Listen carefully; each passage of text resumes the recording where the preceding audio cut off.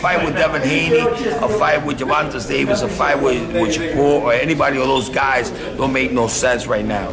You know, these guys got to make up their Pick one fight. What is the mega fight in the sport? Teofimo Lopez versus who in a couple of years or next year?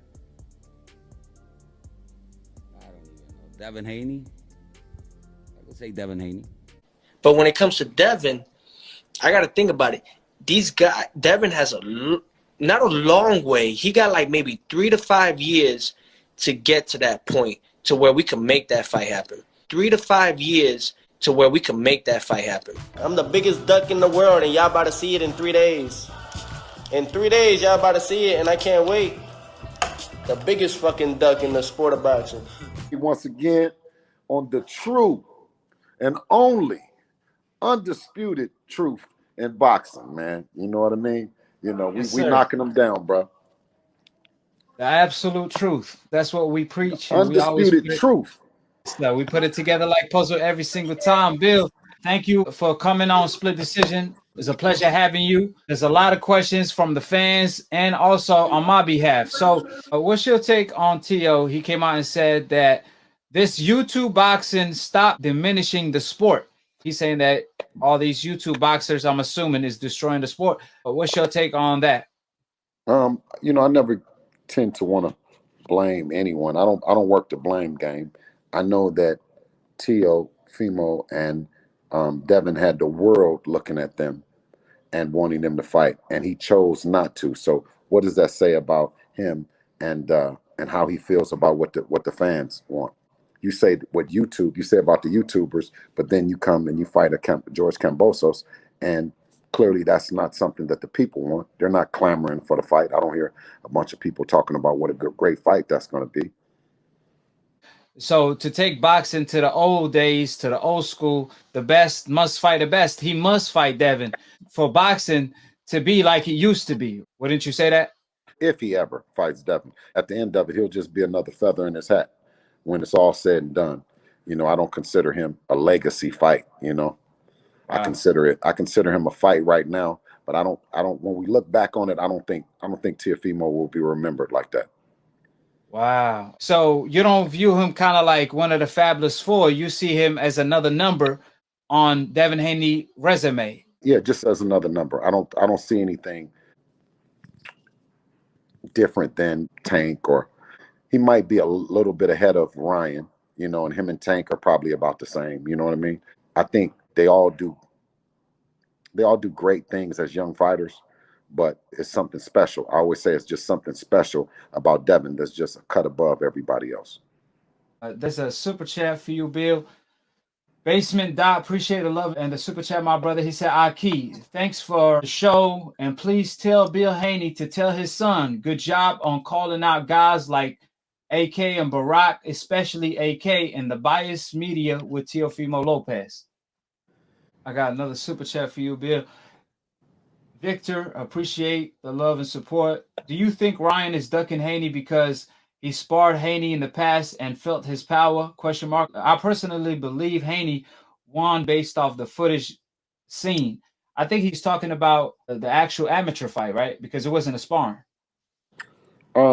Yeah. Well, they sparred. They also sparred. They also fought in the amateurs. I just think that it's just the unpredictable with Devin. He makes the adjustments, and you don't know what he's going to do. He has great foot speed, and you don't know which angle, what he's doing in there. You know what I'm saying? He's just, like I said, he's just a cut above them, you know, in terms of talent. And I think that's what Ryan and them are afraid of getting exposed. Obviously, Linares is an option, but someone did ask if Devin can get Tio nor Ryan in the ring anytime soon. What about Tank? That's a fan question. I don't expect Tank anytime soon. I think that I'm hearing rumors about him and Abner Mares and, 130 pounders and stuff like that. He's had one fight at 135 pounds. So, I just don't think he's quick to rush to fight Devin as well. You guys are more interested in Tank, let's say, than Linares if that fight ever presents itself. Bro, we're interested in everybody. Anybody that's You know what I'm saying? Like, we interested in everybody. Tank. Right. We've mentioned all of them. You know what I'm saying? You know, and our partner in Eddie, he knows that Devin's name is in the hat to fight everyone as well. Yeah, well, it looked like since the NBF takeover is on, that's only going to really leave Tank. But that's like the murderous row all over again, fighting each other. You recently had a conversation with Samson where he pretty much admitted that Fortuna been avoiding Devin, but he said he was ready now. So we thought it was a foregone conclusion that now he's going to step up to the plate. However, now both Ryan and Fortuna, they rather eliminate each other. So but what's your thoughts on now Fortuna backtracked yet again when it comes to fighting Devin? Javier Fortuna being one of Samson's champions, coming up the ladder. I said to Samson, I said, let's make it happen. No way you get Javier Fortuna. I said, okay. Have I said the story right, Mr. Samson? I need to tell you the truth, like always I thought. It's precise exactly what happened. Finally, you got me. Like I'm like a mouse next to a big cat. I cannot run anymore. Okay. And if I feel that I cannot beat him, like Mr. Lopez asked for $10 million. Oh.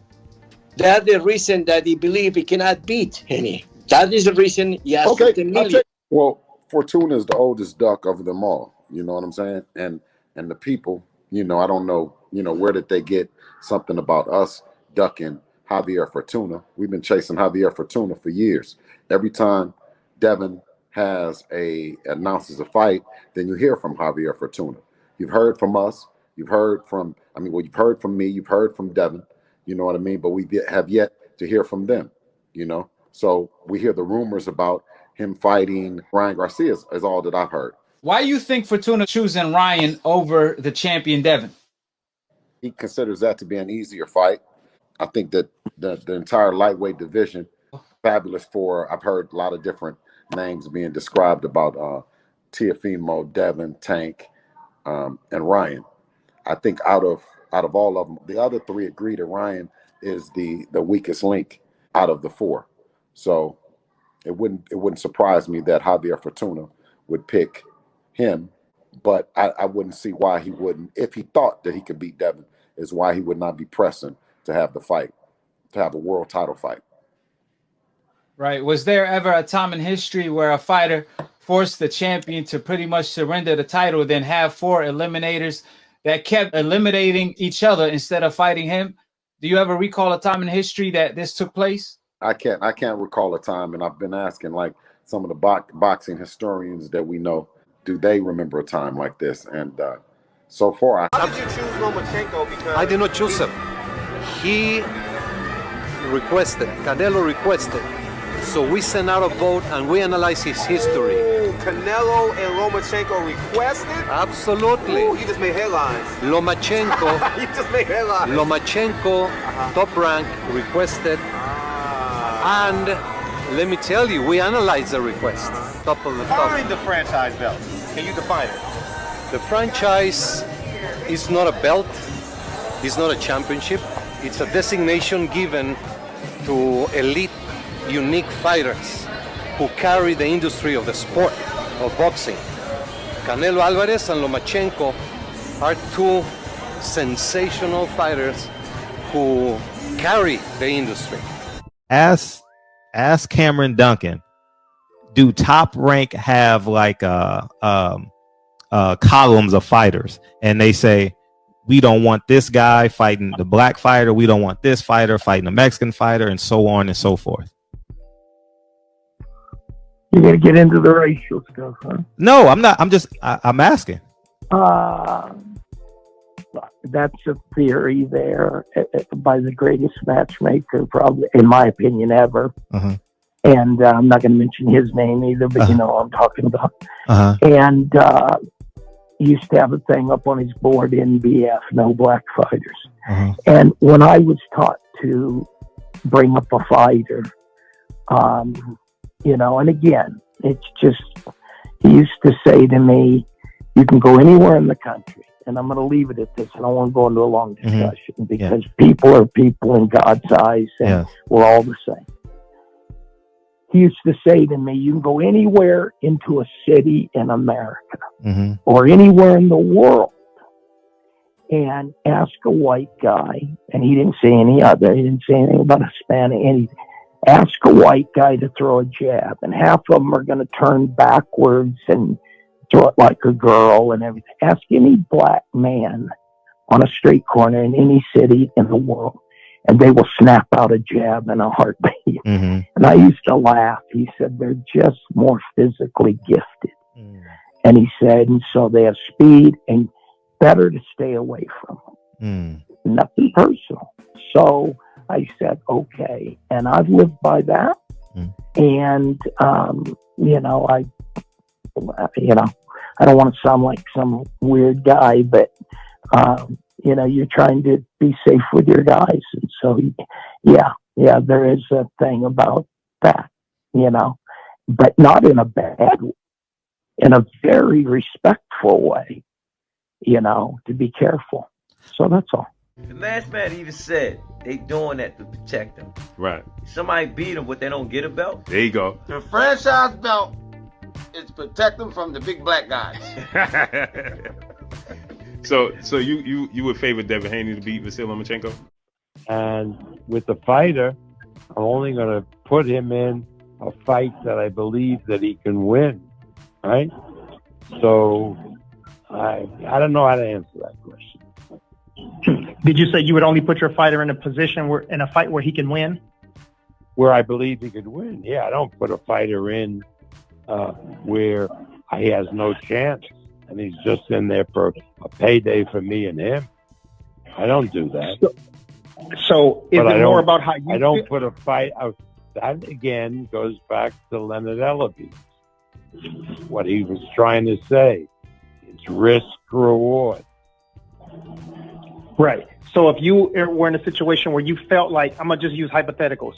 If you thought that Devin Haney was a bad matchup for Teofimo Lopez, in essence, you wouldn't make that fight because you didn't want to put Teofimo in a situation where you felt like he couldn't win. Is that what I'm hearing? Only if, I mean, you sometimes make a fight because if let's say the fighter has a 40% chance of winning, so he's like, in your mind, an underdog. If the reward is great, you make that fight. It's risk-reward.